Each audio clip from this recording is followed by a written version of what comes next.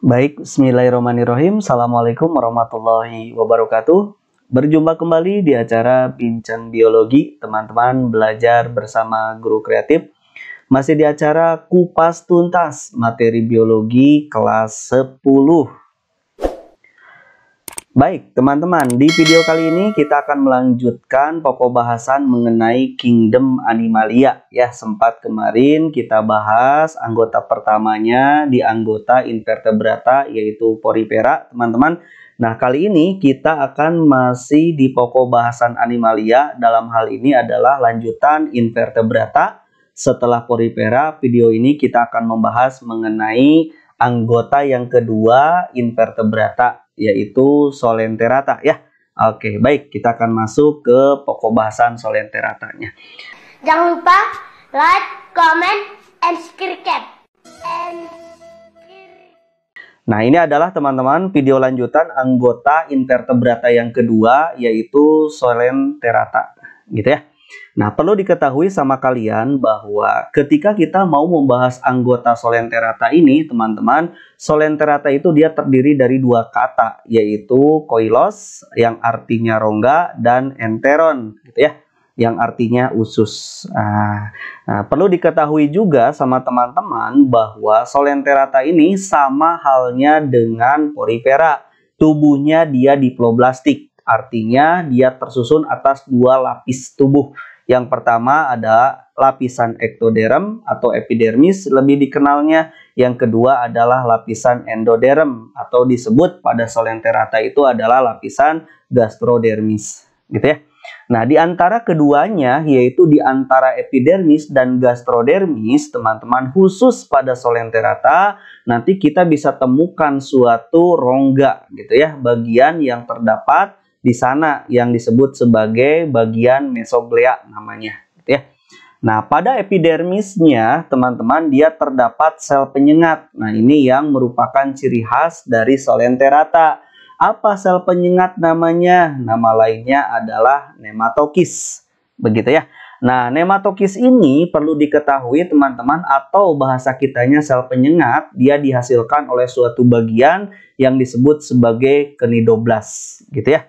Nah, buat apa nematokis ini? Dia punya peran yang penting di dalam kehidupan Solenterata, yaitu untuk mempertahankan dirinya, teman-teman, dari musuh, misalkan dari pemangsa, atau juga nematokis ini bisa digunakan untuk menangkap makanan, gitu ya, seperti itu. Selanjutnya, anggota Solenterata ini, teman-teman, dia memiliki sel-sel saraf, gitu ya, di mana sel sarafnya itu tersebar merata di seluruh tubuhnya atau disebut sebagai sel saraf difus. Artinya, ketika kita tekan satu bagian dari tubuh Solenterata itu, maka bagian yang terkena itu dia akan menyebarkan impulsnya ke seluruh bagian yang mengakibatkan bagian lain yang tidak tersentuh ikut merasakan. Seperti itu ya. Itu adalah sel saraf difus. Terus selanjutnya bentuk tubuhnya, teman-teman, ada yang bentuk tubuhnya dalam fase polip, ada bentuk tubuhnya dalam fase medusa. Nah, kalau dia bentuk tubuhnya dalam fase polip, maka semua anggota Solenterata ketika masih dalam keadaan fase polip, maka seluruhnya reproduksinya secara aseksual, teman-teman, gitu ya. Dan hidupnya dia sesil atau dia melekat, gitu ya, dan tidak dapat bergerak bebas. Jadi sesil, diam, gitu ya. Nah, seperti itu. Yang kedua, tapi ketika bentuk tubuhnya sudah masuk ke fase medusa, maka anggotanya kalau yang sudah masuk ke fase medusa itu dia mampu melakukan reproduksinya secara seksual. Dan dia, fase medusa ini adalah fase motil, gitu ya, atau yang disebut sebagai fase bergerak bebas, begitu ya. Nah, kalau dia berbicara reproduksinya, teman-teman, tadi sudah disebutkan fase polip berarti dia melakukan aseksual, sedangkan fase medusa dia melakukan seksual atau generatif, gitu ya. Nah, fase aseksualnya dia membentuk sebuah kuncup, gitu ya. Dan bila si kuncup ini dia lepas, teman-teman, gitu ya, maka si kuncup tersebut bisa jadi individu baru, seperti itu ya. Nah, nanti terjadi pada bentuk polip tentunya ya, sebab aseksual hanya terjadi pada fase sesil atau fase tidak bergerak bebas atau melekat. Yang kedua, ketika dia dalam tahapan mau melangsungkan reproduksinya secara generatif atau seksual, maka fasenya biasanya fase medusa. Nah, fase generatifnya bagaimana? Seperti biasa, dia melakukan persatuan atau fertilisasi antara sel sperma dengan sel ovum, gitu ya, yang nantinya dia akan membentuk suatu larva, dan itu dihasilkan dari generasi atau tahapan pada saat dia masih bentuk medusa, begitu ya, dia reproduksinya seksual. Itu yang pertama, teman-teman. Yang kedua, kita lihat dari struktur tubuhnya. Diploblastik itu seperti apa? Tadi disebutkan bahwa susunan tubuhnya dia diploblastik, yaitu dia tersusun atas ektoderm lapisan pertama, gitu ya. Lapisan keduanya adalah endoderm. Kita bahas dulu lapisan pertamanya ya. Nah, pada bagian ektodermnya, teman-teman, atau epidermisnya, nanti terutama pada daerah-daerah tentakel ini, teman-teman, gitu ya, dia terdapat sel jelatang yang disebut sebagai cnidoblast. Nah, ini dia, gitu ya. Jadi pada tentakel-tentakelnya itu ada cnidosit, teman-teman, gitu ya. Nah, kita akan lihat perbesar tentakel ini, bisa diperhatikan sama teman-teman. Nah, ini dia, gitu ya. Oke, kita perbesar lagi. Nah, ini dia, teman-teman. Jadi, saat cnidosit ini kita perbesar, maka di dalamnya itu dia terdapat suatu alat sengat yang disebut sebagai nematokis, gitu ya. Ini dia alat sengatnya. Jadi, setiap cnidoblast, ini itu cnidoblast segini itu ya. Jadi, ini cnidoblast, ini cnidoblast, cnidoblast, cnidoblast, cnidoblast. Banyak sekali cnidoblast pada tentakel-tentakelnya. Setiap cnidoblast dia mengandung kapsul penyengat, gitu ya, yang disebut sebagai nematokis atau nematosista yang ini ya. Nematokis itu ini. Saat triggernya ini, teman-teman, terpicu, misalkan bersentuhan dengan, bisa dengan mangsa, bisa dengan misalkan apa, pemangsa, maka trigger yang tersentuh ini dia langsung akan merespon dengan cara mengeluarkan senjatanya, mengeluarkan nematositnya, dikeluarkan. Seret. Ini dia keluar, gitu ya. Nanti dia sel-selnya dia akan menyengat, dia ada jarum-jarum penyengat, gitu ya. Akan menyengat lawannya. Seperti itu. Itu dia bagian ektodermnya. Seperti itu ya. Oke. Kita lihat dulu gambar bagian-bagiannya. Jadi bisa diperhatikan sama teman-teman, ini adalah apa namanya, tentakelnya bisa diperlihatkan, kita perbesar, maka di setiap tentakel ini dia ada cnidositnya, gitu ya. Seperti itu. Jadi sel penyengatnya ada. Oke, nah ini kalau misalkan dalam tahap fase polip bentuknya seperti ini, teman-teman. Bagian-bagiannya ada bagian mulutnya, tentakel-tentakelnya. Ini ada testisnya, ada oparinya, gitu ya. Ada kuncupnya, ada tunasnya. Ini yang nanti reproduksi secara aseksual kan ya. Kalau polip itu. Ini adalah rongga gastrovaskulernya. Oke. Seperti itu ya. Ini adalah bagian yang melekat ke, dikarenakan dia sesil, melekat di dasar laut. Misalnya di dasar dia melekat seperti itu. Nah, kalau misalkan kita belah secara melingkar, maka ini adalah bagian-bagian cnidoblastnya yang di dalamnya ada nematokis. Seperti itu ya. Nah, ini daerah epidermisnya, teman-teman. Bagian luarnya ini gastrovaskulernya.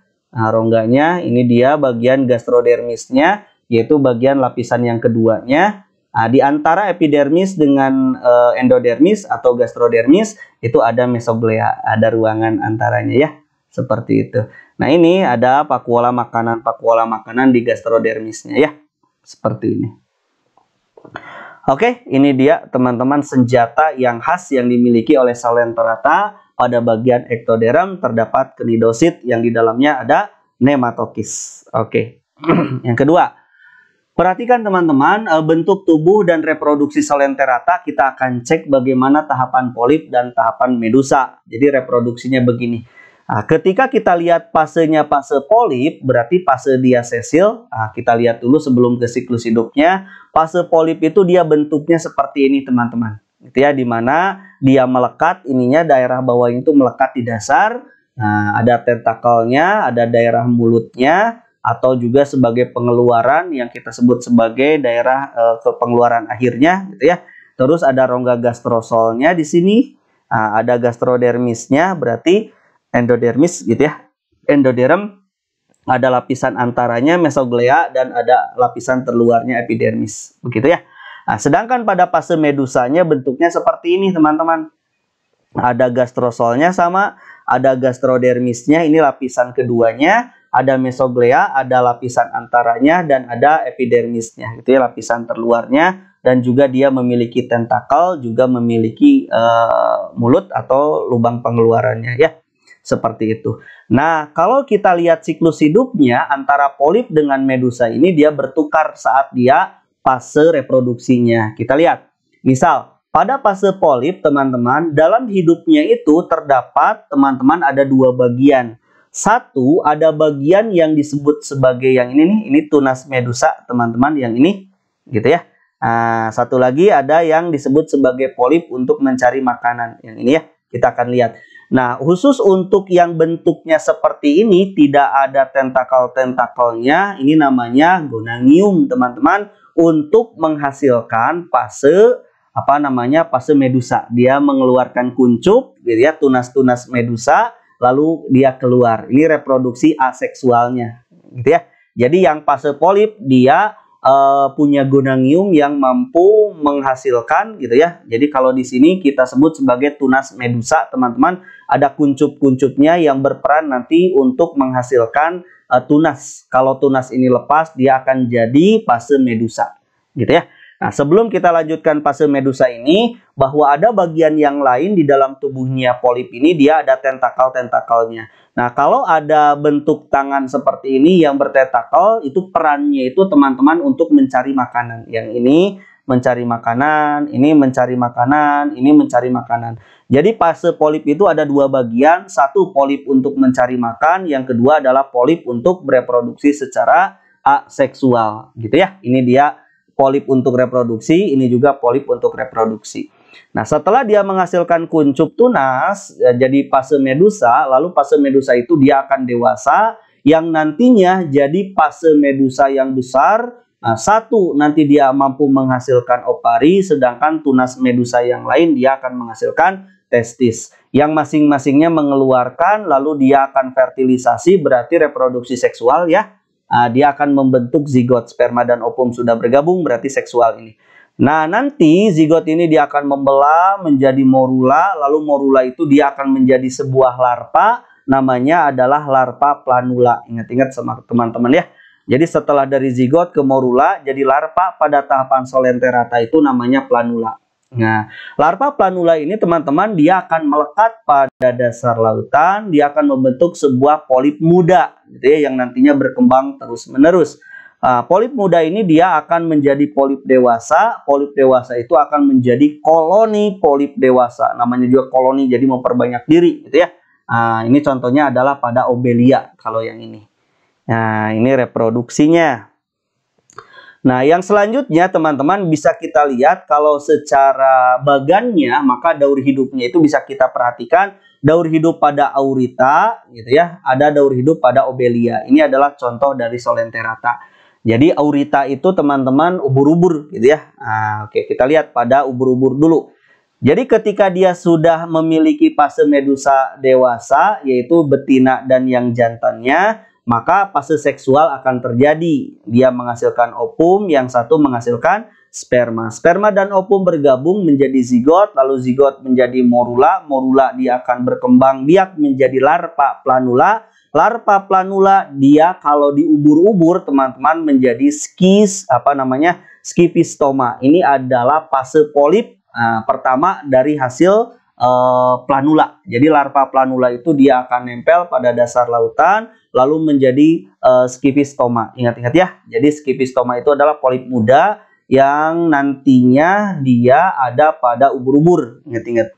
Nah, polip muda ini, teman-teman, skifistoma ini dia akan melakukan perbanyakan bagian tubuhnya yang disebut sebagai strobilasi. Jadi perbanyakan tubuhnya diperbanyak, nanti strobilasi. Jadi perbanyakannya namanya strobilasi. Bagian ujung tubuh yang diperbanyak itu akan lepas dari skifistoma, lalu lepasnya itu dia akan membentuk medusa muda yang disebut sebagai epira, gitu ya. Lalu epira sebagai medusa muda dia akan berkembang menjadi medusa dewasa yang nantinya ada yang betina, ada yang jantan. Terus seperti itu ya, bersiklus.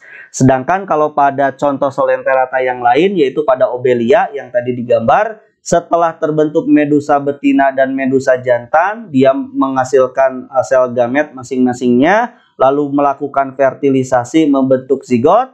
Zigotnya sama, dia akan menjadi morula, lalu dia berkecambah menjadi planula.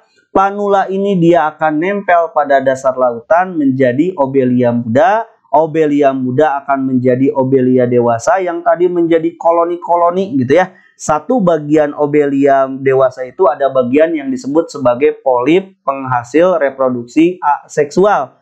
Namanya gonangia yang nanti akan menghasilkan medusa lagi. Gitu ya. Jadi kalau di sini aseksual, kalau di sini seksual. Begitu ya. Ini siklus hidupnya. Ingat, polip melangsungkan reproduksi aseksual atau tanpa kawin atau vegetatif. Kalau medusa dia seksual atau generatif. Ingat-ingat ya, seperti itu. Nah, klasifikasinya. Apa klasifikasi dari Solenterata? Anggotanya ada 3.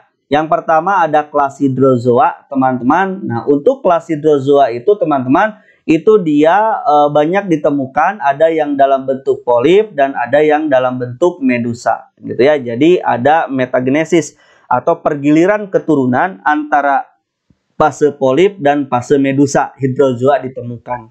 Contohnya apa? Misalkan teman-teman hidra. Nah, ini bentuk dari hidra viridis, teman-teman. Yang kedua, Obelia. Obelia nih bentuknya seperti ini, teman-teman. Ini hidrozoa. Terus ada Physalia. Physalia ini dia bentuknya seperti ini. Nah, ini dia 3 contoh ini termasuk ke dalam kelas hidrozoa. Gitu ya, seperti ini. Terus ada kelas yang kedua namanya Scyphozoa. Kalau Scyphozoa itu dia umumnya itu kita hanya dapat menemukan dia dalam bentuk medusa, gitu ya. Ada nggak polipnya? Ada, namun polipnya singkat. Jadi dia masih juga melangsungkan proses metagenesis atau pergiliran keturunan antara fase polip dan fase medusa. Khusus untuk kelas Scyphozoa kita mudah menemukannya dalam fase medusa saja. Gitu ya, polip itu ada namun susah untuk menemukannya. Contohnya adalah pada ubur-ubur atau Aurelia aurita. Nah, ini dia Aurelia aurita, ubur-ubur ya. Terus ada Lucernaria. Lucernaria itu yang ini, teman-teman. Nah, bentuknya lucu ya, seperti ini. Terus yang ketiga, teman-teman, kelas dari klasifikasi khusus kelas dari Solenterata adalah ada yang disebut sebagai Anthozoa. Anthozoa ini dia mudah kita temukan itu semuanya itu dalam bentuk fase polip.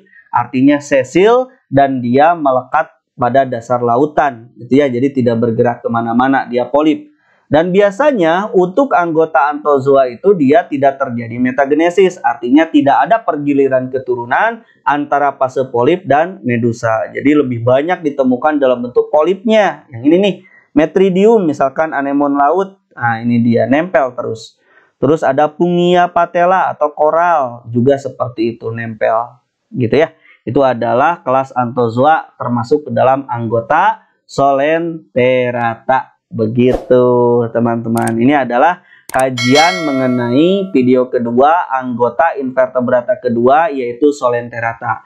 Video ketiga akan saya masuk ke Platyhelminthes, tapi tunggu di video yang ketiga ya. Itu saja teman-teman yang bisa disampaikan, mudah-mudahan bermanfaat. Terima kasih. Assalamualaikum warahmatullahi wabarakatuh.